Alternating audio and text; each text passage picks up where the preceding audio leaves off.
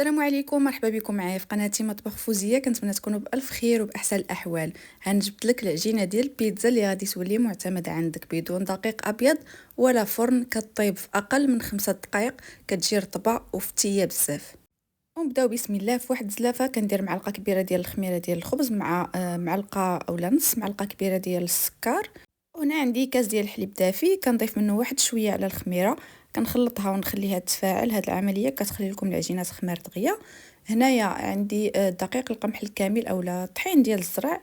حيدت له النخاله كما كتشوفوا معايا، يعني داك النخاله ما بقاتش فيه، غربلتها بالغربال الرقيق. كنضيف عليها واحد معلقه كبيره ديال الزعتر، كنحكها هكا باش ما كيبقاش الزعتر كبير. معلقه صغيره ديال الملحه. كنخوي داك الحليب اللي تبقى لي، وفي نفس الكاس كنعمر الماء دافي وكنبدا نعجن. بالنسبه للماء كيبقى على حسب النوعيه ديال الدقيق اللي استعملته. ملي كنكمل الكميه ديال الماء كتكون العجينه باقا واحد شويه قاصحه، كنضيف عليها ديك الخميره مع الحليب حتى كتخفاف. غير كنخدمها بيدي حتى كتنسجم. شفتوا لي القوام كيفاش داير. كنضيف عليها 4 كاس ديال زيت الزيتون وكنخدمها مزيان حتى كيدخل فيها داك الزيت.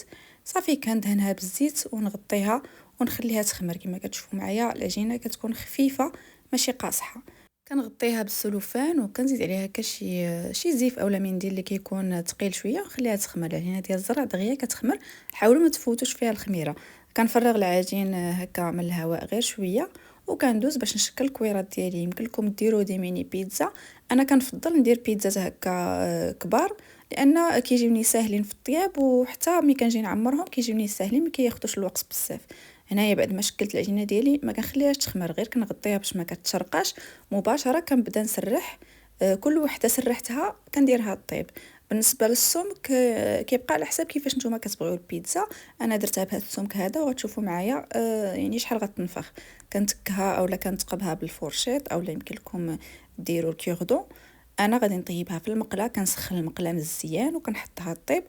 بالنسبه للنار خاصها تكون متوسطه، ما ديروش النار مهيله باش هكا ما تقصح لكمش العجينه. ملي كتنشف لنا العجينه من الوجه كنقلبوها بهذه الطريقه، يعني كنحاولوا نقلبوها بلا ما نطويوها باش ما كتشقش. كنخليها غير شويه وكنحيدها. بالنسبه للعجينه فكضرب تقريبا واحد 4 دقائق، مهم ما كاملاش 5 دقائق وكطيب. سواء درتوها في الفرن او درتوها في المقله فكطيب في اقل من 5 دقائق. غير هي النار خاصها تكون مرتفعه باش هكا العجينه ديالكم ما كتقصحش. بعد ما كنكمل كنحطها هكا فوق واحد الزويف باش ما كتعرقش، وكنخليها حتى كتبرد. شوفوا معايا هنا راه بردت. كتجي صراحه زوينه بزاف، واخا كيجي اللون ديالها شويه داكن ولكن راه كتبقى صحيه احسن من الدقيق الابيض. باش تعرفوا بان الدقيق الابيض راه مزيود له بزاف ديال المبيضات وداكشي. هذا هو الدقيق الاصلي اولا الطبيعي. شوفوا معايا السمك ديالها كيفاش جا، كتجي رطبه ما كتجيش قاصحه، هذا هو المهم. وكتجي زوينه بزاف. اهم حاجه ما طيبوهاش بزاف باش ملي تعاودوا طيبوها، ملي تعمروها وتعاودوا طيبوها ما تجيكمش قاصحه. هنايا غادي نوريكم طريقه الاحتفاظ. انا كنحتفظ بهم في واحد الاكياس ديال التجميد اللي كيكونوا كبار بهذا الشكل، وكنحتفظ بها في المجمد. وصلنا لنهايه الفيديو، كنتمنى تكون عجبتكم الفكره ديال اليوم، وانا اكيد غادي تولي معتمده عندكم. نتلاقاو في فيديو اخر ان شاء الله. بسلام عليكم.